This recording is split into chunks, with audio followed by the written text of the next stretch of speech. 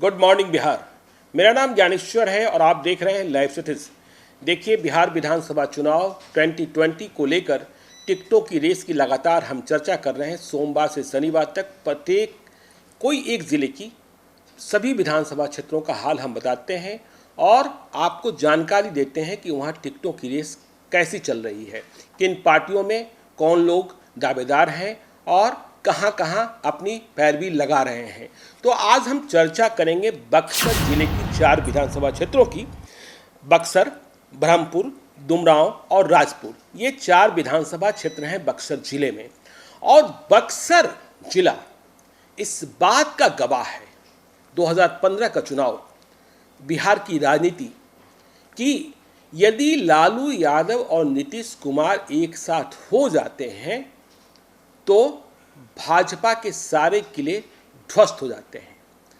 बक्सर और ब्रह्मपुर, जिसे भाजपा बिल्कुल अपनी सीट मानती रही है, वह 2015 में नहीं जीत सकी थी क्योंकि लालू यादव, नीतीश कुमार और कांग्रेस सभी साथ में थे।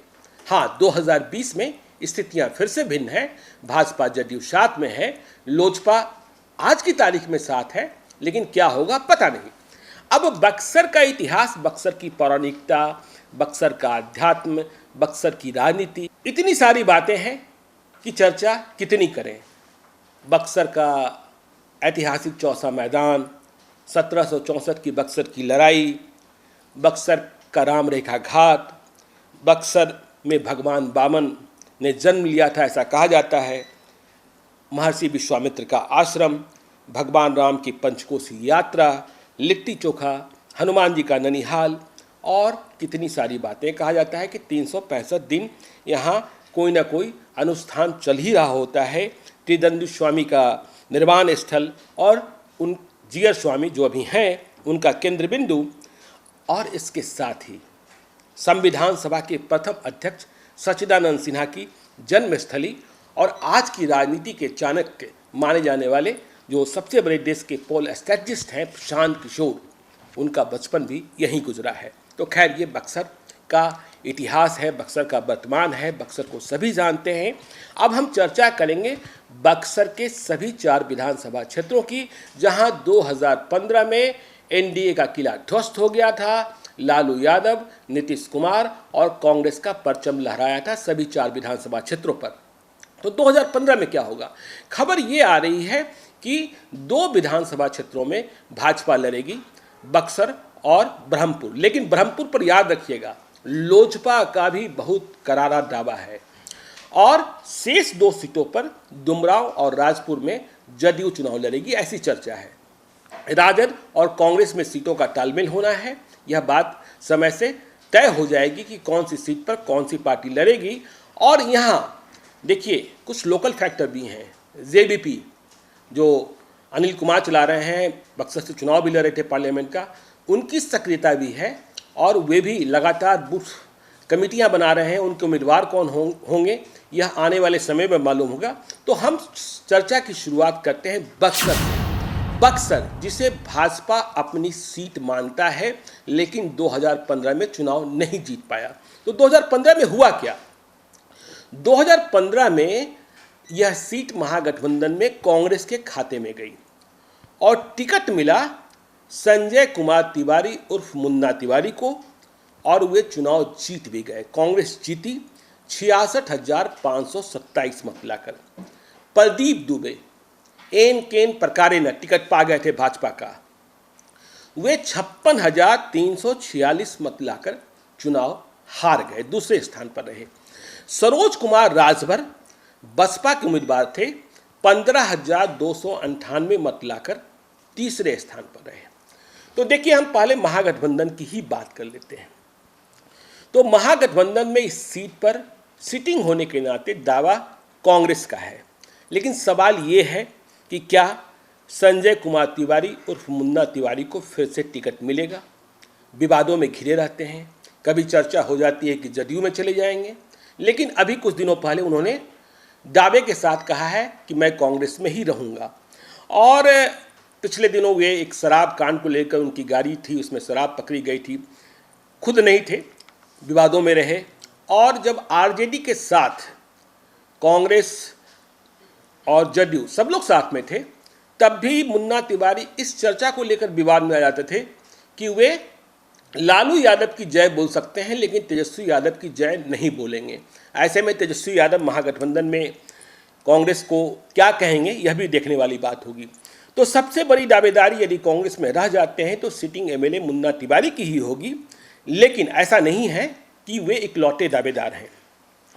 कांग्रेस के वरिष्ठ नेता के तिवारी, भारत सरकार के पूर्व मंत्री, उनके बेटे हैं तथागत हर्षवर्धन, सुप्रीम कोर्ट में लॉयर हैं, लेकिन लगातार बक्सर में काम कर रहे हैं और चुनाव लड़ना चाहते हैं। 2015 में भी चाहते थे, लेकिन कुछ ऐसा हुआ, पहले वे ब्रह्मपुर के लिए प्रयास कर रहे थे, लेकिन सीटों की अदला बदली में जो कुछ हुआ, तो तथागत हर्षवर्धन मजबूती से के तिवारी के बेटे कांग्रेस के टिकट के प्रबल दावेदार हैं।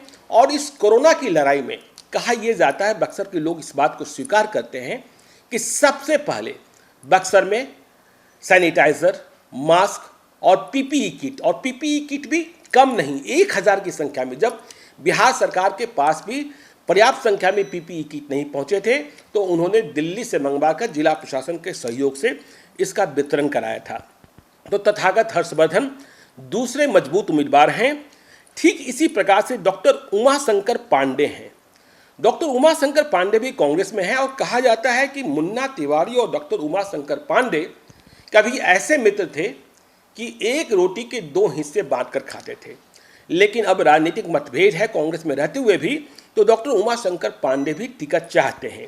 ठीक इसी प्रकार से जगनारायण त्रिवेदी के परिवार से हरिशंकर त्रिवेदी उर्फ गोपाल त्रिवेदी हैं। ये भी पहले मुन्ना तिवारी के बेहद करीबी थे, लेकिन अब इनकी चर्चा भी टिकट के दावेदारों में होती है। तो ये कांग्रेस की बात हुई। ऐसा भी नहीं है कि मौका मिले तो राजद यहाँ चुनाव नहीं लड़ेगा महागठबंधन से। राजद भी चुनाव लड़ सकता है, सीटों के बंटवारे का एडजस्टमेंट जो भी होगा उससे तय होगा, लेकिन राजद से कौन लड़ेगा? तो देखिए, राजद से जो चर्चा होती है, सबसे बड़ी चर्चा और लंबी ख्वाहिश है, लंबे अरसे से इच्छा है, शेषनाथ सिंह यादव हैं, राष्ट्रीय जनता दल के जिलाध्यक्ष हैं, जगदानंद के बेहद करीबी हैं। इनकी चर्चा सदैव होती है कि राजद को सीट गई तो शेषनाथ सिंह यादव चुनाव लड़ सकते हैं। ठीक इसी प्रकार से युवा नेता हैं राजद के बबलू यादव हैं और ये तेजस्वी यादव की टीम में माने जाते हैं। इनकी चर्चा होती है। देखिए, हम आपको जो भी चर्चा बताते हैं, हम पहले भी कई एपिसोड में कह चुके हैं कि हम कम से कम 10 लोगों से, जो इंडिपेंडेंट लोग हैं संबंधित कंसर्न जिले के, उनसे फीडबैक प्राप्त करते हैं। फिर जो वहाँ की सबसे बड़ी चाय दुकान होती है, वहाँ जो पॉलिटिकल बहस होती है, उन चर्चाओं से नाम निकालते हैं और कम से कम 3 सूची में जिनके नाम होते हैं उसी सूची से हम उनका जिक्र करते हैं। तो बबलू यादव की चर्चा भी होती है राजद से। ठीक इसी प्रकार से गणपति मंडल हैं, पुराने सोशलिस्ट हैं, कर्पूरी ठाकुर लॉ कॉलेज के संस्थापक हैं, लालू यादव के सीधे जानने वाले हैं। कहा जाता है कि मौका मिले तो ये भी तैयार हैं। बहुजन समाज पार्टी सरोज राजभर फिर से चुनाव लड़ेंगे, जो 2015 में तीसरे स्थान पर थे। यह बात बक्सर के चौक चौराहे पर कहा जाता है। अब रही बात एनडीए गठबंधन की, तो देखिए, यह सीट भाजपा के खाते में ही जाती दिखती है, लेकिन भाजपा में टिकट के लिए बहुत अधिक मारामारी है। प्रदीप दुबे संघ से जुड़े हुए हैं, इन्हें 2015 में टिकट मिला, चुनाव हार गए, लेकिन 2015 में ही परशुराम चतुर्वेदी की बहुत जबरदस्त चर्चा रही। भाजपा से टिकट के लिए टिकट नहीं पाए। जो अभी बक्सर के सांसद हैं, केंद्रीय स्वास्थ्य राज्य मंत्री अश्विनी कुमार चौबे हैं, उनके बेहद करीबी हैं, लेकिन 2015 में टिकट नहीं दिला पाए थे अश्विनी कुमार चौबे। 2020 में परशुराम चतुर्वेदी फिर से लगे हैं। सुखदा पांडे, याद कीजिए, सुखदा पांडे बक्सर से भाजपा की विधायक हुआ करती थी, लेकिन अब उम्र काफ़ी हो गई है, तो कहा जाता है कि वे अपनी विरासत को आगे बढ़ाने के लिए अपनी बेटी के लिए टिकट चाहते हैं। तो बक्सर में बेटी की टिकट की चाहत की सुखदा पांडे की इच्छा की चर्चा कम होती है, लेकिन पटना में यह चर्चा है।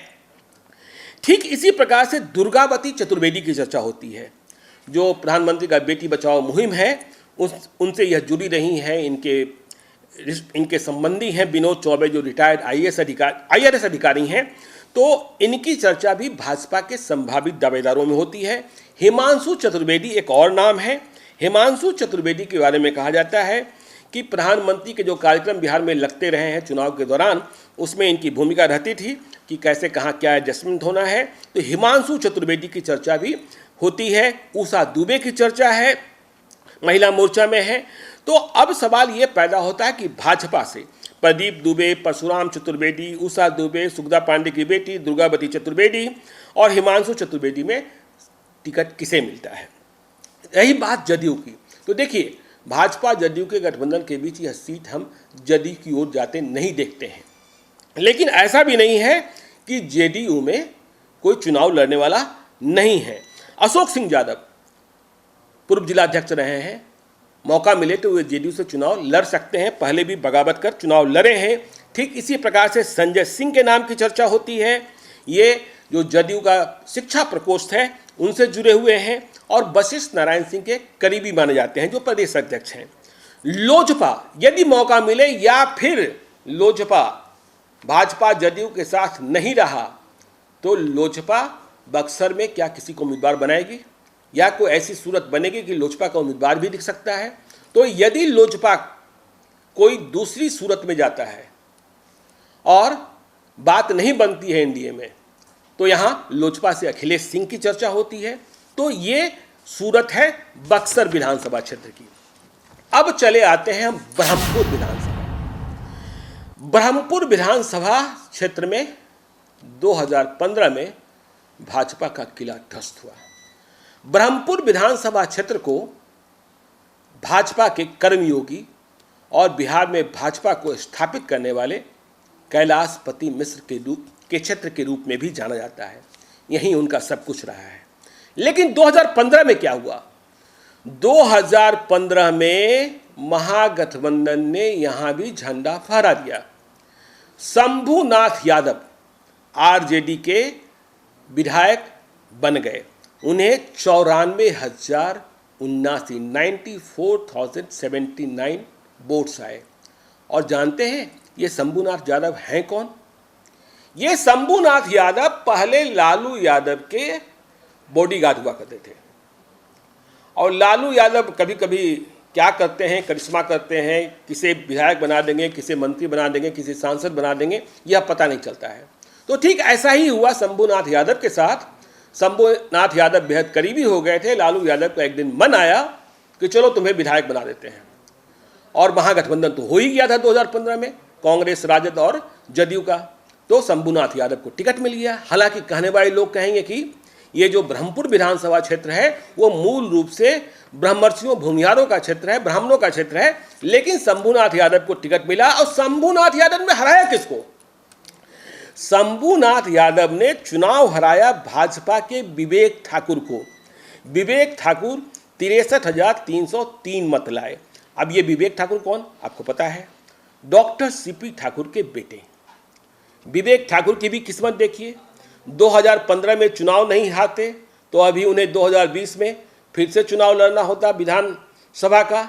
लेकिन 2020 में विधानसभा चुनाव के पहले ही वे राज्यसभा के सांसद बन गए, क्योंकि जब बिहार में वैकेंसी हुई और बात हुई कि भूमिहार से कौन जाएगा, तो डॉक्टर सीपी ठाकुर रिटायर हो रहे थे। उनकी उम्र 89 ईयर्स हो गई थी। तो कोई दूसरा, तीसरा, चौथा के विवाद में फंसने के बजाय विवेक ठाकुर, सीपी ठाकुर के बेटे को टिकट दे दिया गया। विवेक ठाकुर ने 2015 में दिलमणि देवी का टिकट कटवाकर ब्रह्मपुर में टिकट हासिल किया था, लेकिन चुनाव नहीं जीते थे। तो अब यदि हम महागठबंधन में बात कर लें तो शंभूनाथ यादव फिर से उम्मीदवार बने हुए दिखते हैं, क्योंकि लालू यादव से करीबी हैं ही और सब कुछ हो गया है। मालजाल में भी दिक्कत नहीं है, तो उनकी उम्मीदवारी में कोई इफ बट नहीं लगता है। लेकिन ऐसा भी नहीं है कि लालू यादव के दरबार में पहुंचने वाले अन्य लोग नहीं हैं। अजीत चौधरी हैं, पूर्व मंत्री हैं, राजद के नेता हैं। वे हुटवा तक चले गए हैं, बाद में रिम्स तक चले गए और उन्होंने लालू यादव से क्या कहा ब्रह्मपुर को लेकर, यह बात सभी जानते हैं। लेकिन शंभूनाथ यादव का टिकट कटेगा, अजीत चौधरी पाएंगे। ऐसी उम्मीद किसी को भी नहीं लगती है। कांग्रेस में भी देखिए शशि भूषण कुंवर हैं, वे टिकट चाहते हैं, ख्वाहिशमंद हैं, लेकिन महागठबंधन में यह सीट कांग्रेस को जाती हुई दिखती नहीं है। ठीक इसी प्रकार से मुरली सिंह हैं, बलिहार के रहने वाले, सब लोग जानते हैं, काफ़ी कुछ है, और इन्होंने कभी जिला परिषद में अपने भावों को चेयरमैन भी बनवा दिया था, जाति से राजपूत हैं, तो इनकी भी इच्छा है, लेकिन लड़ेंगे कैसे, किसके सिंबल पर लड़ेंगे, यह देखने वाली बात होगी। और बिना सिंबल तो चुनाव नहीं लड़ेंगे, लेकिन चुनाव लड़ने के ख्वाहिशमंदों में ये भी हैं। अब हम बात कर लेते हैं एनडीए में। तो एनडीए में भाजपा कह रही है सीट हमारी, कैलाशपति मिश्र की कर्मभूमि है, उनका गृह स्थल भी है। तो कैलाशपति मिश्र के भाई की बहू दिलमणि देवी, जो पहले विधायक भी रहीं, अभी बिहार महिला आयोग की चेयरपर्सन हैं, उनके बारे में कहा जा रहा है कि वो चुनाव फिर से लड़ेंगी। दिलमणि देवी अभी पिछले हफ्ते गई भी थी ब्रह्मपुर और कह कर आई हैं कि उन्हें ग्रीन सिग्नल दे दिया गया है। तो ये दिलमणि देवी कह रहे हैं कि उन्हें ग्रीन सिग्नल मिला है, लेकिन उम्मीदवार यहाँ सिर्फ दिलमणि देवी नहीं है। देखिए यहाँ उम्मीदवार मौजूदा भारत के चीफ जस्टिस ऑफ इंडिया, मतलब सर्वोच्च न्यायालय के मुख्य न्यायाधीश के दामाद भी हैं, जिनका नाम है शशांक शेखर कुंवर। शशांक शेखर कुंवर दिल्ली में सुप्रीम कोर्ट के लॉयर हैं, अच्छे वकील हैं कॉर्पोरेट मामले के, लेकिन इनका जो घर है ये ब्रह्मपुर में ही है, और इनका जो रिश्ता है, इनका नाता जो है, ये डॉक्टर सीपी ठाकुर का जो ससुराल पक्ष है उसी परिवार से आते हैं।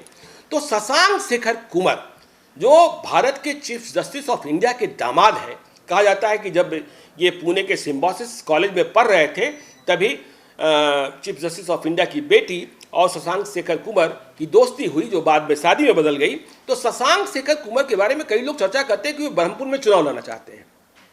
कुछ झंडे बैनर भी दिखे लोगों को, लेकिन कई लोग कहते हैं कि जितने बड़े हुए हैं उन्हें चुनाव लड़ने की क्या जरूरत है, वे विधान परिषद भी पहुंच सकते हैं, राज्यसभा भी जा सकते हैं, और यदि उन्होंने ठान ही लिया कि चुनाव लड़ना है, बीजेपी से लड़ना है, तो फिर रोकेगा कौन। तो शशांक शेखर कुंवर, गिरिराज सिंह भारत सरकार के मंत्री, इनके बेहद करीबी हैं संतोष रंजन राय। तो संतोष रंजन राय भी ब्रह्मपुर से चुनाव लड़ने के लिए लगे हुए हैं, पूरी तैयारी कर रहे हैं। और सिर्फ इतना ही नहीं है, देखिए एक और है प्रदीप राय, ये होटल व्यवसायी हैं और भी अन्य प्रकार का व्यवसायी है, काफ़ी संपन्न है। तो प्रदीप राय के बारे में कहा जाता है कि वो चुनाव लड़ने के ख्वाहिशमंद हैं, या तो ब्रह्मपुर से या बक्सर से। उनके लिए सिंबल जरूरी है, कौन सा सिंबल होगा यह आने वाला वक्त बताएगा। यदि सिंबल नहीं मिला तो चुनाव नहीं भी लड़ सकते हैं। सत्येंद्र कुंवर हैं, कांग्रेस से बागी होकर दूसरे पक्ष में गए थे एनडीए की ओर, तो इनकी भी चर्चा होती है, कहते हैं कि अश्विनी चौबे इनके पैरवीकार हैं। लेकिन जो सवाल मैंने आपसे पहले किया था वो फिर कह रहे हैं कि लोजपा ने ब्रह्मपुर सीट पर मजबूत दावा ठोक रखा है। हुलास पांडे हैं पूर्व विधान पार्षद, चिराग पासवान की टीम के कोर मेंबर, पार्लियामेंट्री बोर्ड के महत्वपूर्ण सदस्य, सुनील पांडे के भाई, और हुलास पांडे ने पूरी मेहनत की है ब्रह्मपुर में। ब्रह्मपुर की बूथ कमेटी उन्होंने बनाई, लोजपा का सदस्यता अभियान चलवाया। ब्रह्मपुर और औरंगाबाद का ओबरा दोनों विधानसभा क्षेत्र हुलास पांडे की नज़र में है। हुलास पांडे लोजपा से टिकट ले पाते हैं कि नहीं ले पाते हैं, यह देखने वाली बात होगी। ले पाते हैं तो लड़ाई और तीखी हो जाएगी और नुकीली हो जाएगी, यह बात भी सही है। तो ये हाल है ब्रह्मपुर का। अब हम दुमराव पर चले आते हैं। तो दुमराव 2015 में बिल्कुल आखिरी वक्त में टिकट मिला ददन पहलवान को जदयू से, महागठबंधन में जदयू कांग्रेस राजद, और ददन पहलवान चुनाव जीत गए 81,081 मत लाकर।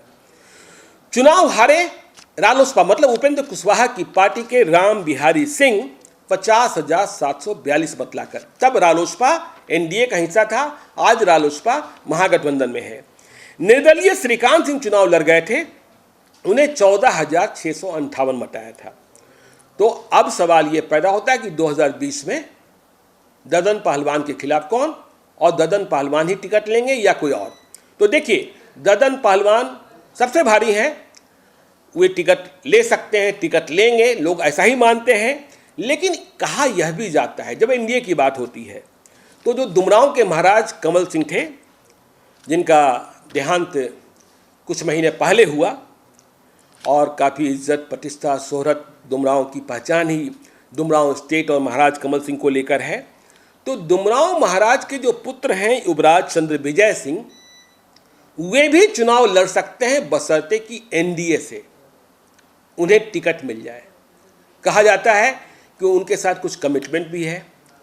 तो खैर क्या होता है यह देखने वाली बात होगी। तो एनडीए में बहुत उम्मीदवार यहाँ नहीं है, यहाँ ददन पहलवान हैं या फिर युवराज चंद्र विजय सिंह हैं दुमराव स्टेट के। बात कर ले महागठबंधन की। महागठबंधन चूंकि अब जदयू एनडीए के साथ है, तो इसलिए महागठबंधन से यहाँ टिकट दिया जाना है। तो क्या राम बिहारी सिंह फिर से चुनाव लड़ेंगे? रालोसपा वाले, वे जदयू में भी चले गए थे बताया जा रहा है, लेकिन वे बहुत सक्रिय नहीं हैं ये बार कहा जा रहा है, जदयू में रहते हुए भी, और कई बार चुनाव हार चुके हैं। तो ये सारी बातें हैं। लेकिन अब महागठबंधन में जो चर्चा है वह चर्चा है, सबसे अधिक चर्चा है रामजी सिंह यादव की। रामजी सिंह यादव और ददन पहलवान की दुश्मनी दुमराव जानता है, बात हाई कोर्ट सुप्रीम कोर्ट सब तक पहुंची है। तो रामजी सिंह यादव ताल ठोक रहे हैं राजद के टिकट के लिए, और वे ददन पहलवान से फरियाना चाहते हैं 2020 में। ठीक इसी प्रकार से सत्येंद्र नारायण यादव हैं नावानगर के, वे चुनाव लड़ना चाहते हैं। पप्पू यादव हैं पूर्व प्रमुख हैं, वे भी टिकट की रेस में हैं। और दाऊद अली जो पहले जदयू के एमएलए हुआ करते थे, अब आरजेडी में हैं, दाऊद अली भी टिकट के दावेदार हैं। लेकिन ददन पहलवान की पहलवानी के सामने महागठबंधन किसे उतारेगा, यह बात ठीक से सोची समझी जाएगी, ऐसा दुमराव के जानकार और दुमराव से आ रही फीडबैक में बताया गया है। अब हम बात कर लेते हैं राजपुर की। राजपुर सुरक्षित विधानसभा क्षेत्र है। यहाँ 2015 में संतोष कुमार निराला चुनाव जीते, जदयू के, जो अभी बिहार सरकार में परिवहन मंत्री हैं। इन्हें 84,184 मत आया। बीजेपी के विश्वनाथ राम चुनाव हार गए, 51,396 मत आया। और यहाँ बीएसपी के लालजी राम को 17,031 मत आया। तो एनडीए में यह बात तय मानी जा रही है कि राजपुर सुरक्षित क्षेत्र फिर से जेडीयू के हिस्से में ही रहेगा और संतोष कुमार निराला ही उम्मीदवार होंगे। तो ऐसे में सवाल पैदा होता है कि संतोष कुमार निराला तो जेडीयू के उम्मीदवार हो गए, लेकिन पिछले दफे भाजपा के टिकट पर चुनाव लड़े विश्वनाथ राम, जिनके पिता भी पूर्व विधायक रहे हैं राम नारायण राम, विश्वनाथ राम करेंगे क्या, जिन्हें 2015 में 51,396 मत बीजेपी के टिकट पर आया था। तो लोग कहते हैं विश्वनाथ राम टिकट चुनाव लड़ना चाहते हैं, चुनाव लड़ेंगे भी, लेकिन बीजेपी से होना नहीं है, सीट जेडीयू के खाते में जा रही है। तो ऐसे में क्या कोई गुल खिलाएंगे या कुछ करिश्मा करेंगे विश्वनाथ राम, यह देखने वाली बात होगी। छेदी राम एक्स एमएलए हैं, वे भी आरजेडी से टिकट के लिए सक्रिय हैं, ऐसी खबरें आ रही हैं। संतोष भारती हैं, जगतानंद के करीबी हैं, इनकी खबर भी आरजेडी से आ रही है, टिकट के लिए चाहते हैं। और पूनम रविदास राम बीजेपी से आरजेडी में आई हैं, इनकी चर्चा भी है। और एक और चर्चा जो यहाँ खास है वो है भीम आर्मी की चर्चा। भीम आर्मी की चर्चा यहाँ ऐसे है कि श्याम प्यारी देवी पहले पूर्व विधायक हुआ करती थी, इनके बेटे हैं धर्मपाल पासवान। ये भीम आर्मी की जो स्थापना हुई बिहार में, या भीम आर्मी जो आगे बढ़ा, उसमें इनका बहुत महत्वपूर्ण योगदान रहा है। और धर्मपाल पासवान राजपुर में लगातार सक्रिय है। तो लोगों को यह बात लग रहा है कि धर्मपाल पासवान चुनाव लड़ सकते हैं। तो ये सूरत है राजपुर की। आपको हमने राजपुर, दुमराव, ब्रह्मपुर और बक्सर विधानसभा क्षेत्रों के टिकट की रेस की जानकारी दी। इसी के साथ आपको हम यह भी बताना चाहते हैं कि हम जल्द ही बिहार के 100 महत्वपूर्ण विधानसभा क्षेत्र, जिनसे बिहार की राजनीति की दशा दिशा तय होती है, बिहार विधानसभा का निर्माण होता है, उन क्षेत्रों का हम विस्तृत कार्यक्रम अलग अलग लेकर जल्द ही आने वाले हैं। आप लाइव सिटीज के साथ बने रहिएगा और हम आपके साथ चुनाव को लेकर, कोरोना को लेकर भी हम सक्रिय हैं ही, लेकिन जब चुनाव होगा तो चुनाव की चर्चाओं को हम टाल नहीं सकते हैं। तो आप लाइव सिटीज देखते रहिए। यदि अब तक आपने हमारे यूट्यूब चैनल को सब्सक्राइब नहीं किया है तो जरूर कर लीजिएगा, और यदि इस वीडियो को फेसबुक के माध्यम से देख रहे हैं तो पेज को लाइक कीजिएगा, ट्विटर पर भी हमें फॉलो कीजिए। धन्यवाद।